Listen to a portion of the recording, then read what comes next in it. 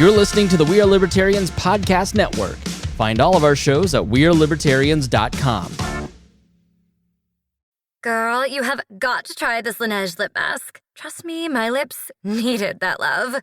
Love these vanilla vibes from Kayali. That top note is just so smooth. Smooth and stunning. That's what you get with this K18 hair mask. Those brands everybody's talking about, they're at Sephora. Discover the hype with the hottest names in beauty, including Laneige, Kayali, K18, and Rare Beauty. Click or tap the banner to discover the next big thing. Only at Sephora. Have I Got News for You is back for another season. Roy Wood Jr., Amber Ruffin, and Michael Ian Black are finding the funny in the week's biggest stories. Have I Got News for You returns Saturday at 9 on CNN and stream next day on Max. Hey, it's Chris. I just wanted to update this episode real quick before it starts. The SoundMind Creative Group has made a couple changes from when we first recorded this interview. The world premiere that we talk about in Orlando is now going to be held on April 19th, and the online sneak peek preview is now going to be held on March 9th. So please disregard the dates that are mentioned in there. Thanks so much and hope you enjoy this episode. Welcome to the Chris Spangle Show. Thank you so much for joining me here on the program. We have another great episode. Today we're talking to our friend Hawk Jensen of the SoundMind Creative Group. They are working on a documentary about the COVID era. We'll talk a little bit about that, and then also a year on from our last conversation. You're telling me off air, Hawk. First, tell me the name of the documentary and refresh our listeners if they didn't hear you the first time. What is the SoundMind Creative Group working on? Sure. The SoundMind Creative Group is a group of film workers, industry film workers, Hollywood grade, who came together, formed an anonymous group for the sole purpose of producing the Follow the Science Docuseries, which is a 5-episode, 1 hour per episode series that we're producing. And we're about to release the pilot episode, which we've been working on basically for the last 2 years. And it's called Follow the Science, Lockdowns Go Viral. And it really focuses on that first initial onset of when the virus joined our everyday world and it became something we had to deal with. And it basically covers from January 2020 to about October 2020. So I as a filmmaker and my colleagues have been living in 2020. I am in a time warp, realizing that this project needed to be made so that right about now, when everyone's thinking, wait, what just happened? We have a documentary that is goes back and looks at what went wrong, what went right, and what the heck just did we all go through? Yeah, I think I thought a lot about it from March 2020 to July 4th, 2020. And then I stopped thinking about it. And I think a lot of people are in that position where, especially if you're in a red state, our mutual friend Brian Nichols, the Brian Nichols Show, moved to Indiana because we got tired of him complaining about Philadelphia. And we're like, dude, it's so different here. And I remember Rimzo coming to Indiana and going, wait a minute, you can shop? And that was 2021. So yeah, I think a lot of us forget those beginning months and kind of how that felt. So take us back a little bit and remind us. I was reminded driving by a park the other day, thinking, oh yeah, Greenwood wrapped that park in orange fencing so you couldn't play in a park. Sure, yeah, all those beach. street moments, right? Yeah. I probably interviewed about 50 people in the course of this. And one of the things I asked everybody was like, do you remember when you first heard of COVID or really, do you remember when it was COVID was something you have to take seriously and was going to change your life? And I mean, that in the movie parlance, I mean, the ordinary world, I mean, we were all characters in this giant play and the worldwide play that we all had to participate in. And I mean, as one of the things I say often is that everyone you've ever met and everywhere you've ever gone also had to deal with these lockdowns that were justified in the form of the pandemic. I mean, there was the virus and there was things to be dealt with, but there was this sort of huge overreaching response that seemed somewhat out of... I saw the clip of the guy running on the beach and him getting arrested for running on the beach. Yeah. I think that was the hard part because I think a little bit of what's happened over time, people who are in the non-amnesty, no forgiveness about anything that happened crowd sort of bring up the worst moments, and rightly so. There's a lot that was unforgivable and but like what do you that period you see Milan and you see China initially and you sort of go, all right, like in the time span that you're covering, where was the point? I don't know if you have a point in this documentary. I know last time we talked, you were kind of like, I always thought that this was kind of overreach, but like, is there a point where everybody kind of realized, all right, this is not going to be the Spanish flu, right? And maybe we ought to eat. What was the crux? I don't know if my question is coming through. Like, Well, there's a bit, it's interesting because you talk to people, and a big part of what we do in the series is we actually, we have many storylines. So we have scientific pundits. We have Dr. Jay Bhattacharya as sort of our hero science pundit, and we have Clifton Duncan, who is he's our host, and he walks us through the whole process as sort of our official sort of hero that we learn with and go on the journey with. But in the course of talking to people, I mean, there were themes that came back, and there were a lot of people who, just sort of independent thinkers. I mean, we don't even have to make it a partisan thing, but they would just say like, okay, with this, we're doing our part, and this is what we need to do. And one particular one, and there were several of these, but I'll just there was those a little bit of BLM riots that occurred, and the entirety of the news media said, you know what? And even the health policy was like, you know what? Some things are just too important. And in this case, we don't have to worry about the virus. And there were a lot of people, regardless of the issue, how they felt about what that particular civil strife was about, were like, that does not make any sense, and called BS in terms. That was the huge moment for me personally. Like, big one. Yeah. Yeah. Because in the beginning, I'm like, man, I don't know. I just want to sit and watch. And then you kind of go, all right, well, my mom's in the ICU working with patients, and they're all old and heavy. And then we got to the riot in the summer, and it was like, you really have to go out and be around people to riot for this. And that's when I went, okay, all right. Sure. This is everything after this is BS. Yeah. There's been, we obviously roll. I caucus the libertarians and the freedom movement have been an activist in that scene for more than a decade. And, and I've always appreciated how far we've come in the media and like the support. And it's really quite incredible. In fact, that, we got a lot of support from your viewers on the production, and it's been great. But the thing about this event being a true worldwide event that everyone experienced, that people outside of our influence, entirely different parts of the world, culture, nations, there are a lot of people. It's like a grand awakening of a new kind of an individual because of the absurdity of it all. They can just see like, this doesn't make any sense. This doesn't make any sense. And it does not, one does not follow the other. And that questioning is the clicking of critical thinking awakening that has been otherwise subdued by poor education. I don't know that I've seen an event in my lifetime where I've watched liberal friends who are really scared in the beginning, who or people who are just kind of high school friends, I guess, who weren't political, who are now on fire, anti-statist. Like, they don't really know where to go, and they don't really trust anybody. Right. But the pandemic and the lockdown specifically.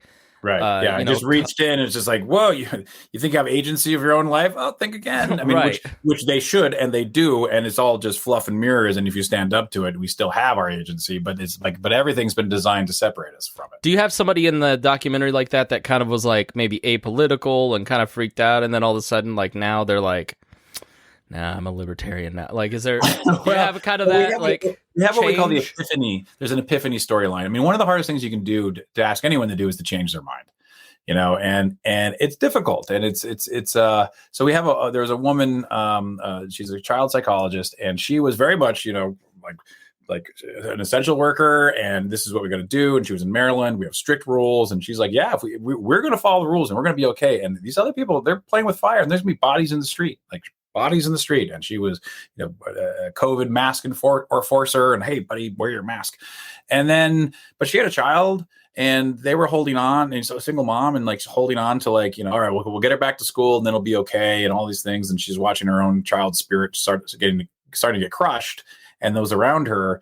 And then they kept delaying school and wearing masks and seeing the depression set in. And then she works with kids, and they're, suicidal ideation, and kids actually committing suicide, and drug addiction, everything going through the roof. And she's supposed to help these children through this Zoom call thing.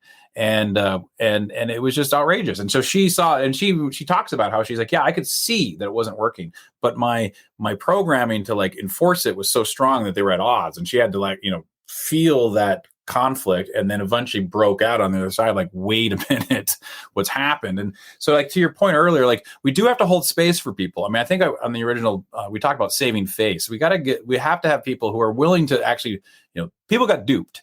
And we have to give we have to give them some space, and we want to win people back over to our side of rational thinking, I guess. I don't know, just assessing what happened.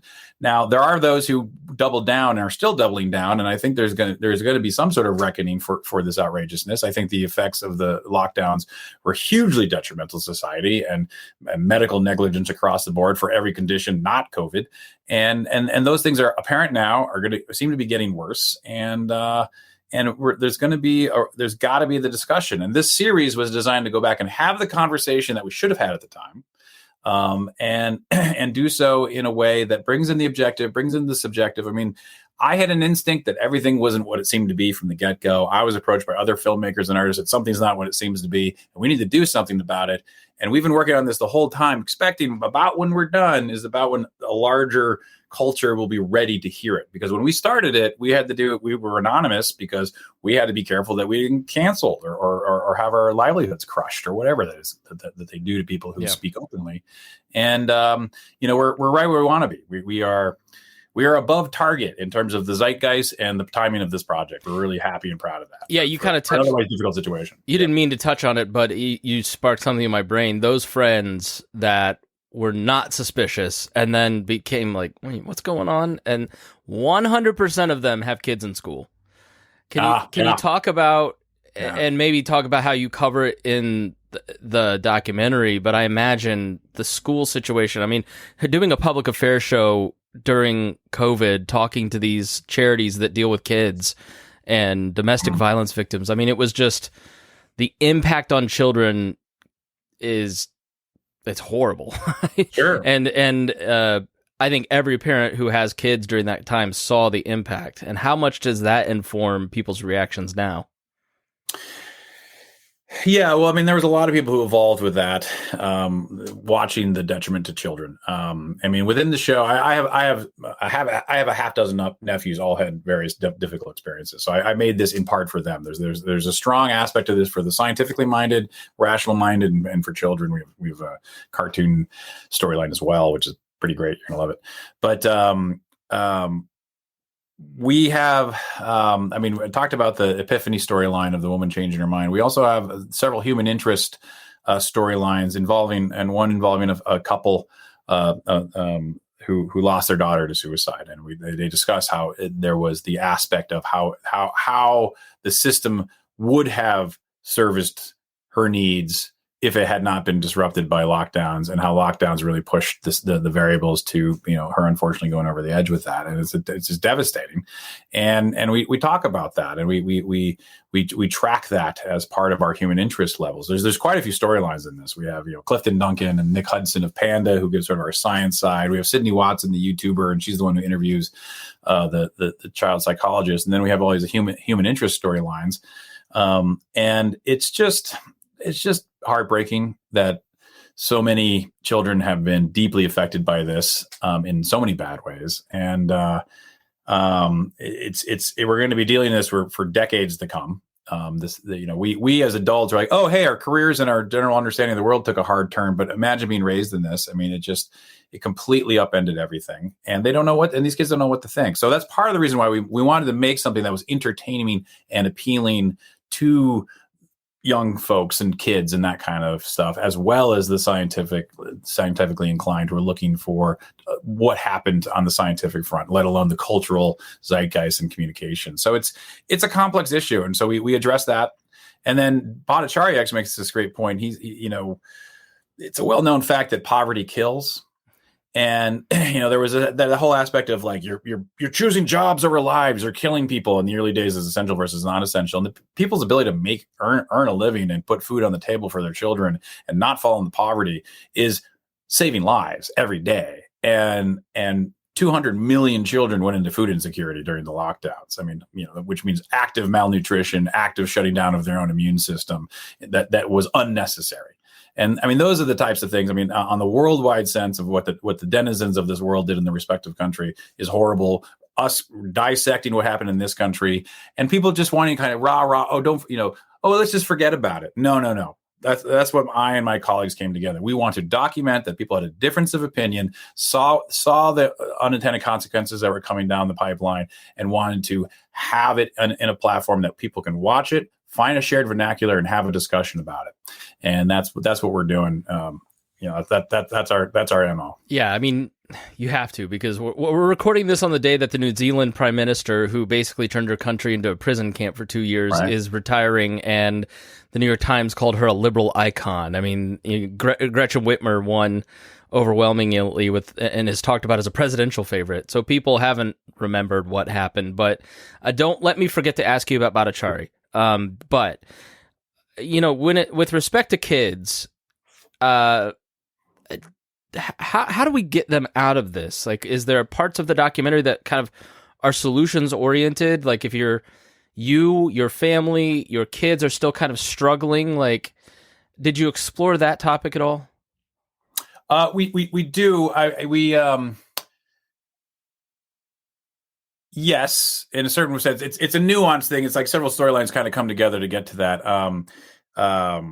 Maybe rephrase your question. I want to go on that. How do we rebuild a generation?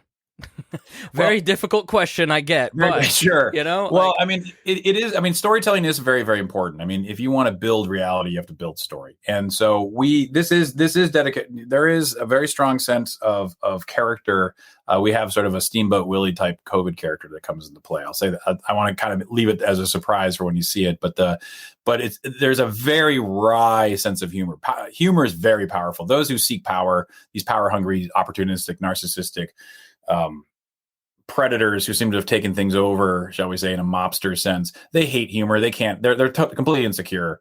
And this stuff, strong humor resonates with children. They can tell, like, oh, that's hilarious. That's irreverent, and they're drawn to that. And we try to be that. There's a very irreverent. I mean, I fancy myself as a kind of a punk artist, so there's a punk aspect to it. I mean, it's family friendly punk, but it is irreverent. And I think we're going to capture a lot of imaginations and make fans out into Clifton.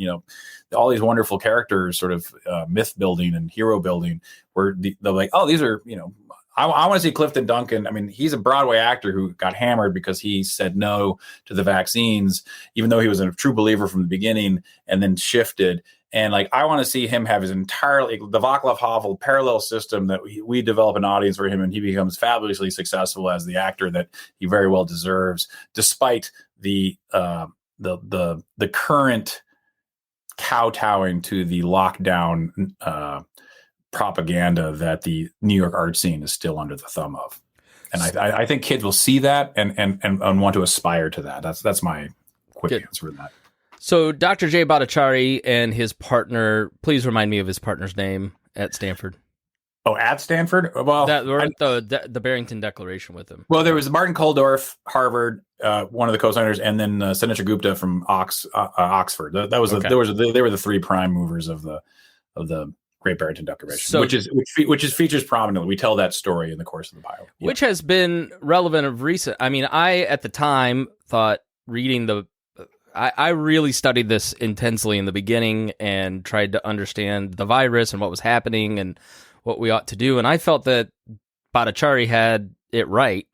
And I think if you look back, he nailed a lot of it. And I was listening to one of my favorite podcasts, the Michael Lewis podcast. I don't know what it's called, but he's the guy that wrote Moneyball, and it's a fantastic storytelling podcast. But, my surprise 3 or 4 months ago when Bhattacharya was featured as just the main misinformationist on the planet today, and it's come out that he was censored by all these major social media companies when he's really a very responsible scientist who really was just putting out information that was different than what Dr. Fauci and others felt was reality.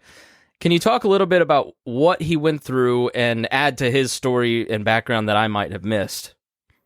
Oh, well, good point. He is sort of the mild-mannered, everyday scientist who's now turned superhero in a lot of ways. I mean, with Twitter and Elon Musk. Or supervillain. Well, yeah. I mean, I feel. I mean, I'm okay. Per the perspective, I'm a big believer in Jay Bhattacharya. I mean, when I think of science, I've been very fortunate to know a lot of scientists. I'm science adjacent, and because and I respect those who clearly have that sort of, they understand the space that they're working in, and there's the scientific mind, the scientific approach, the scientific method, and that it's a journey of truth, and that you're always, the second you put something out there, it being attacked, is it flourishing? Different ideas coming together and doing battle, trying to figure out what seems to be the closest form of a scientific truth that we can start moving towards and forming reality around, is what science is. And the fact that there's always people like misinformation, disinformation, all these terms becoming commonplace, and people throwing them around as if it's some sort of junior high gossip fight amongst the popular cliques, as opposed to adults having rational conversations about really important things. And these noble, I mean, and it was absolutely apparent that the policymakers, I mean, the idea of the noble lie, and they're like, well, there's aspects to say masking, there's aspects that aren't scientifically correct, but we are going to reverse our views on that and ignore the prevailing science and say that they are good, because we feel that by making that statement, we get people to comply more, and that's more important. And therefore, it's all about compliance and not actually science. And then anyone who went against that compliance was being called a misinformation monger or whatever. And, I don't know, I'm not even that familiar with the fellow you're just talking about, but like, he's going to be proven wrong. The actual science, I think, will survive this. And I think Science Inc. and this policy making, these policymakers who sold out a long time ago. I mean, there's still this belief that I think the idea of like peer review, it's an important concept, but right now, I would say anything peer reviewed is suspect until they can prove that the system isn't corrupt. And I think the onus is on science to reclaim the space of journals, science review, double-blind studies, all of the aspects of science that make science legitimate and removes human error is suspicious, because it's been so corrupt for so long. Who's to say where the corruption ends? Yeah. So I want science to be reclaimed as something that we can trust in, and I think Bhattacharya is the type of person who's holding that torch as best he can, despite the slings and arrows being thrown at him. What was the study early on that was disproven fairly quickly, but was like the basis? It was like the King something. And there was a couple in the Lancet that were... The Imperial College study and the Lancet stuff, like, these were peer-reviewed. And everybody ran with it because it fit their bias. And then it came back... Yeah, well, I mean, they're computer models. They're right. Computer models, which are only good as the data you put in. And they, you put some data in, and you have like a certain set time, and it looks like, oh my God, these numbers are enormous and they're going to overwhelm everything. And you kind of look at it as a worst case scenario. But I mean, just the very concept, I mean, lockdowns came along, it was presented as if it'll prevent you from getting exposed from the disease. That was never the intent of lockdowns. The intent was to delay it in a way that it could be more manageable within the system of our medical field. Everyone was going to get exposed eventually. Just the dates moved. And yet that little tidbit of information got lost entirely in the narrative, never to be discussed. And it's like, no, you're not. This isn't zero exposure policy that we're talking about. This is just, that it was sold initially as a method, based off of what the Imperial Knowledge computer models were suggesting, worst case scenarios. And they didn't discuss the fact that it was going to be, you're going to get exposed. It's going to happen. We just want to have target the vulnerable and protect them, the elderly and those with comorbidities. And that was the science. That's what all the papers pointed to. Everything show that lockdowns, I mean, there's some little teeny bit of information that like a lockdown, which is poorly named, but the idea of constricting a movement for a couple of weeks, 2 to 3, may have some effect. But that's a very small, specific thing that this cat was already out of the bag. It was past its prime. It wasn't going to be effective at all. There was no actual means. It's like one of those things, like in a vacuum, it may work, but there's no way to enforce such a thing. And but all these nuanced parts of the conversation were pushed aside as misinformation and non-science. And yet these were the scientists who were saying that. And then they were being, and then having the policymakers like take them out, take them down. They're fringe. I mean, that's not how a true scientist should have behaved. And I feel that they will be remembered for these policymakers will be remembered for being compromised. Do you think people in those deciding positions, or people who were at the head of the public health organizations, or I don't know, Pfizer lying about the if you get the vaccine, then it'll stop the spread, which was just a total falsehood? That was a lie from the get-go. I mean, I was keeping up on that stuff. I was reading what Pfizer is putting out. Pfizer made no claims officially in their literature. It just sort of like, it's just kind of the rally squad again, the junior high cliques gossiping would just sort of it would kind of get its own zeitgeist going, to the point that the policymakers and the presidents were regurgitating this. Oh, if you get it will stop it. And I knew from just, if you just spent a day reading this stuff, you could find that it didn't exist. Bill Gates said explicitly, he's like, there's no vaccine that's going to stop. It's just going to mitigate the. I mean, it was. It was strange, but you would get kind of like, you get kind of good cop, bad cop. You have some people kind of say that, but then they would sort of. I just remember having friends who, I mean, there was this sort of aspect of, I just wanted to know that I could do everything. I did everything I could to try and stop the spread, and and they got the jab, shall we say? And it was just sort of like, you're just saying you're complying. You're just compliance. What have I and my colleagues done? We dropped everything, relocated ourselves and our businesses so we could continue to function, and then started an entire national-wide network of dissident artists and filmmakers, started raising funds, raised $500,000 across 1,000 donors. I've been doing nothing but working on this thing for the last 2 years. I still live in 2020 to try and capture what happened, and doing absolutely everything I could in my power and along with the collaboration of the Sound Mind Creative Group to try and capture this. I wanted to know I did everything I could in the time allotted to show what happened, and not just go along to get along and comply with government edict. All right, so give us details on how this is going to come out. Are you raising money? Sure. So let's start there. Where can people donate? Yeah, so we are driving towards finishing up. We are seeking funds as part of that, in terms of finishing up the visual effects and the color and the editing and the promotion. We are having our first big sneak peek preview on February 8th for our support network and donor base. If you go to followthescienceseries.com, you can find out how to give a small donation and get credentials to join that. And we're really excited because it is a work print, and there'll be an opportunity to give feedback. We want to see how well it resonates with our audience. And then, so we're really excited to do that and raising funds for finishing. And then we're driving towards a worldwide premiere in Orlando, Florida, on the big screen. It is a 4K, full-on production, high production value production. And that's being hosted. Tom Woods, out of Florida, podcaster out of Florida, is a big supporter of ours. He was our angel investor to get it all started. So he's hosting it along with Clifton Duncan, and I'll be there, and several members of the Soundmind Creative Group. And it's growing rapidly. We've got a lot of registrations.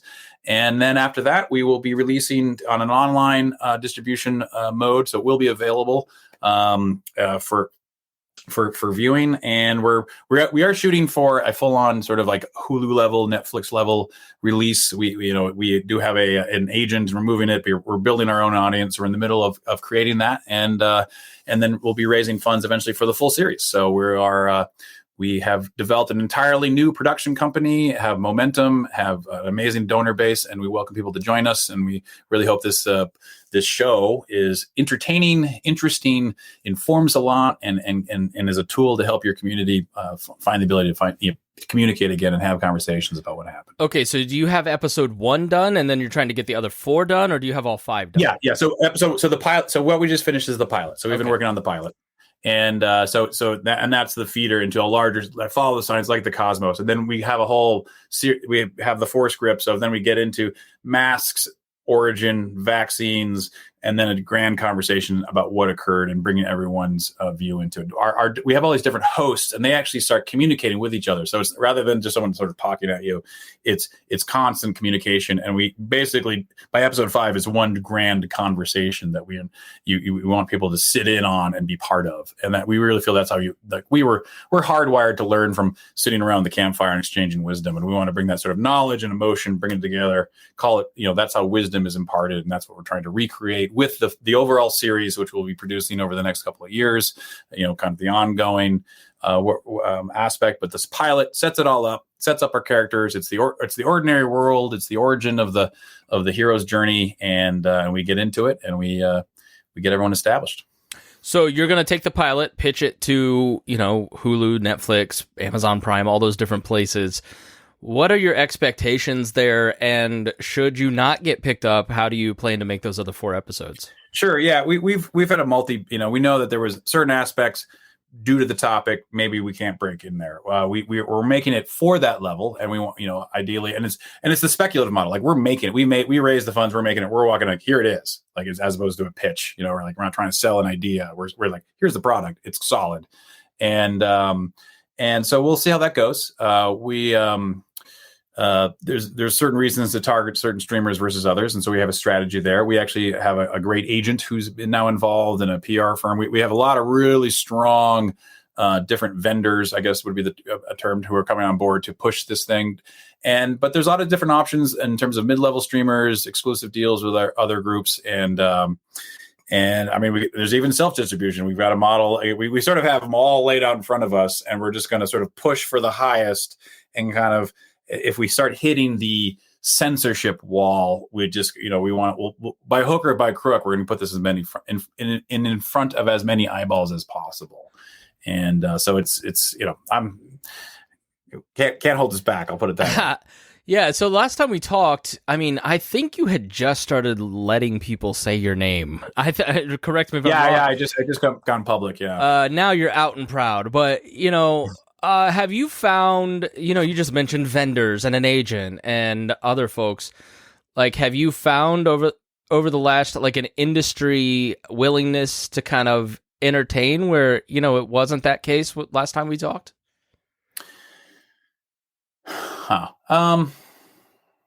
Or is it still, we're just going to put you in, we're just going to put all this stuff in the closet. We're not going to touch it. Oh, I think there's a lot of signs of the rats jumping ship in terms of the mainstream narrative, and people looking for things that are like, oh, look here, maybe we should talk about this. I do feel that there's a ripe, I feel that there's a fracturing of the narrative and seeking stuff like this. Because this is a very, I mean, I'm speaking direct about it, but I mean, we have a very diverse cast of ideas, and we try and make it as apolitical as possible, and just a rational, good old fashioned discussion.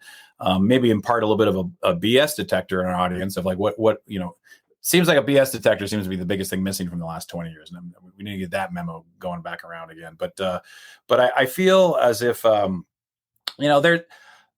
been a bit of a radical filmmaker. I'm a radical self-expressionist, and I've taken on a lot of controversial issues. So like my relationship with Hollywood has always been a little bit on the edge already. I have a lot of contacts there, a lot of friends there, a lot of colleagues there, and a lot of, my career's been there. There are those who don't communicate with me anymore because it's like they're concerned about their own career. There are those who seek me out because they're like, hey, thank God someone's making this, and we love that you're out front, and can I contribute? And these are very solid, filmmakers who are contributing great energy to it and great creativity to it. And, and some of them are like, yeah, you don't have to pay me. Some of them are like, yeah, you don't have to credit me. Yeah. There's just, don't let anyone know I did it, but I'm happy to help. And it's like, and it gives you a sense of that it's all just underneath the surface. I think there's a huge free thinking culture there that's always been there. And it's just getting re-energized and galvanized by this. And I'm just happy to be, I'm just a steward and a vessel of a point of a spear of a movement. And like, I'm a spontaneous creation along with a bunch of other groups that are also doing it. And I love that kind of stuff. Like, we're all coming up together. And I think there's going to be a real renaissance of enlightenment of a type of an individual that can see through this type of stuff that they've been pulling over our eyes for the last several decades. When we were kids, think of Oliver Stone. Like, and he was like I remember being a little bushy back in my younger days, and I was like, oh, I can't believe Oliver Stone. All of liberal Hollywood loves this guy. Like, that was the punk spirit of the counterculture, and Hollywood was ground zero for that stuff. And it's so odd to see the people who are fighting for free speech and the Neil Youngs and anti-war activists like kind of glom onto this and push people like you out. Yeah. We're free thinkers until you disagree with me. Tim Robbins on the Russell Brand show podcast recently, I think that was, in terms of changing your mind, I think watching Tim Robbins reason through that is a very good example of the cultural pulse of those who actually do have critical thinking, have traditional liberal views that lean left, and they themselves are like, wait, this doesn't make any sense, and this is my side, and it's okay to question your own side. I mean, I was trained to always question your own side first and foremost, and more than anything, and then question everything else. And the blind sort of compliance and never question and all that kind of stuff, that's not a thing in my reality. And the fact that they've tried to make that the norm is it will fall. It's going to be defeated. And I'm just having a great time being an artist in the middle of all of it, because I saw it coming. I was concerned it was coming. I did 10 years of work on looking at authoritarian regimes and how they take over, and then watching the lockdown show up, and it was just such a bait and switch to redesign society, and in a way that society did not ask for. And we are not, our constitutional republic's not built that way, and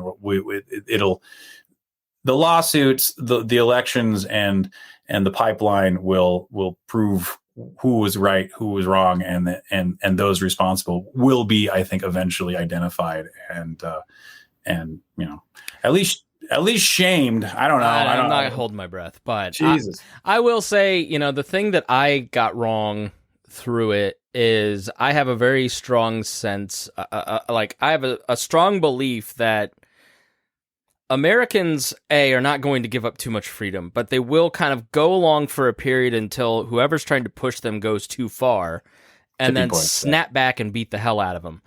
Yeah. I thought that it would happen so much quicker, and that they wouldn't be able to, I was like, there's no way after July 2020 that people are going to accept this any longer. I got that way wrong. It took people 2 years. Yeah. But yeah, I totally agree. And even then, it's just like a dull roar. We're aware that the grumblings are there, right? Right. But it's still but the narrative's still clinging on. No matter how ridiculous the presentation. And you were not going to get Hoosiers to go along with it. I mean, there's a reason Eric Holcomb ended it July 4th, 2020. You were not I mean, you had protests on the lawn end of March. Yeah. But that wasn't the case in places like Philadelphia, where, are lockdowns still going on? Are they still happening around the country in places like Philadelphia? I believe technically, yeah. But at this point, it's like the bad B sci-fi dystopian, films from the 80s, where it's sort of like, yes, here's all the authorities took over, and here's the propaganda. We all know it's crap, and we all ignore it, but it's there always, and it's like, we're experiencing that. It's just like. One thing I like to remind people is, with any authoritarian regime, and if we look at North Korea as an example, not even to get into the ideology, but in terms of an authoritarian regime wanting to exert control, its propaganda is designed to catch the individual the moment they think for themselves for the very, very first time, and have the brave and are brave enough to express it out loud.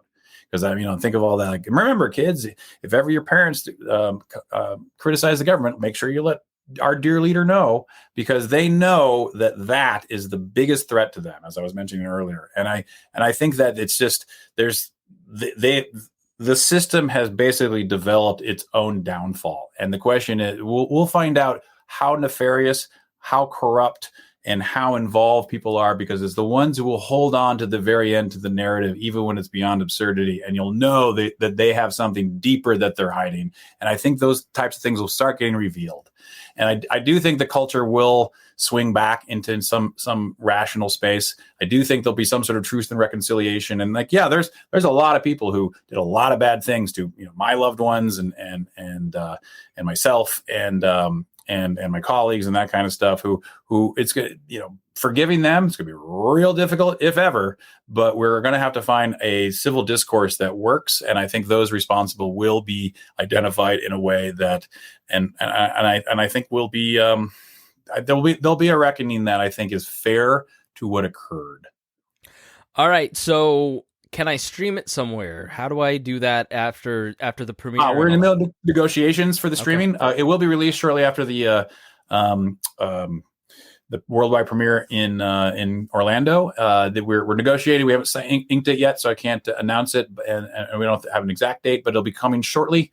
and it will be available. And we look forward to your audience seeing it. And we advertised with you and got support from your audience before, so thank you to you and to your audience. And look forward to getting this in front of you guys. I hope you guys enjoy it. It's a good show. Tell us the website. Where can I follow? Sign up for email, that kind of stuff, so I can sure updates. Everything. If you go to follow the science series.com, that has links to everything that we've discussed. We are on Twitter at SoundMindCG, and I have you can learn more about my work at hawkjensen.com, and I'm at hawkjensen on Twitter, and have been pushing this there. But follow scienceseries.com. Come join the action. We're having a great time with it. It's a lot of great dissidents and artists and filmmakers and critical thinkers and libertarians and free thinkers just getting their conversation on in a good way. All right. Thanks so much, Hawk Jensen. I appreciate your time. Chris Spangle, I appreciate your time. Thanks for everything you do. Thanks for joining me here on the Chris Spangle Show. If you got something out of this, please share it. That's the best way that you can support podcasters like myself, creators like Hawk. That is a great way to spread the message. So thank you so much for joining me here on the Chris Spangle Show.